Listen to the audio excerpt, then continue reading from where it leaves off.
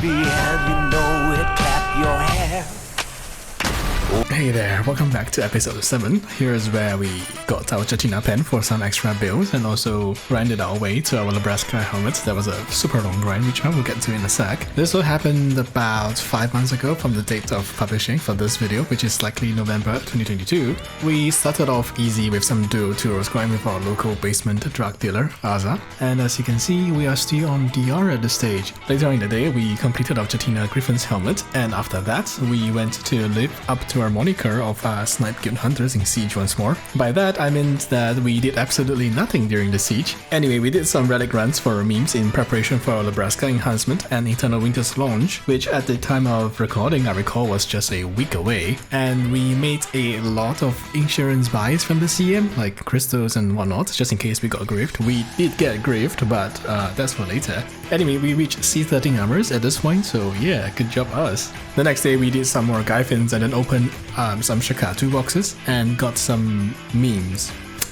Yeah, of course. Anyway, Eternal Winter arrived and we logged in like 1 minute after the patch was live, and then we got straight into the flame grind. We experienced some rumbling firsthand in the Murrax Burrows. Lovely plays, eh? Also, C13 DR is pretty much useless here. Anyway, we made a Season Dracania and did the new cutscenes quest thingy, which took far too long for my liking, and then afterwards we went straight back into the flame grind. At this point it was about 10 hours already, I believe, and we took a little bit of a time to make a spot guide for Jade Starlight Forest 2, which I heard was quite well received and gave many of you who watched it good RNG, and you all got your flames from that soon after. Sana Oil. Oh, and I think we also made a guide on Murrax Labyrinth as well. Anyway, it was already day 5 at this point, and we barely had 45 embers, so I think you can see my point, yeah? Launch day flame grind was a pain, like literally. Anyway, a week later, Arethia's Limbo was finally unlocked. It was like bugged for an entire week for those who weren't around on launch day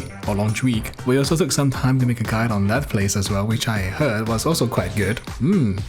Anyway, 7 days of full-time grinding later, we still only had 54 embers, I believe, and out of nowhere, a GVG occurred. Long story short, a player named Bloodstone, who has already sold his account by the way at this point, caused quite the ruckus by killing one of our life skillers, saying something about no duel for spots, no respect, and then also some racism towards Indonesians, even though that life skiller in question wasn't exactly an Indonesian to begin with. Anyway, the fight took place in Nabaran Steep, a lot of elephants, deers, wolves, and cows. So without further ado, here is a short montage for your viewing pleasure.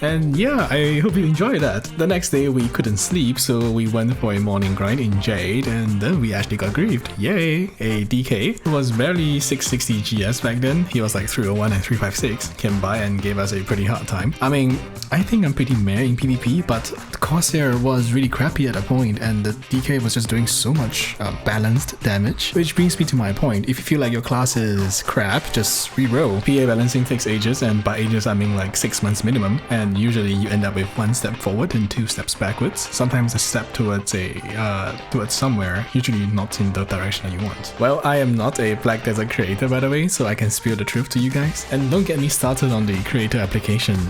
Here in SEA, the application criteria and the process for it is very interesting and eye-opening, let's put it that way. I don't want to burn any newbie creators who are starting out and got into the program, but those who know what I mean should know exactly what I mean. Don't know about the other regions, but I have no faith in the C community management here, period. Maybe permanently actually. Anyway, we grinded a bit more that following day, but I don't know about you guys, but I'm quite tired of me talking about my Labreska grind at this point, so I think I'll just show it to you instead. This was from a little whiles ago. I made a few adjustments here and there, so enjoy.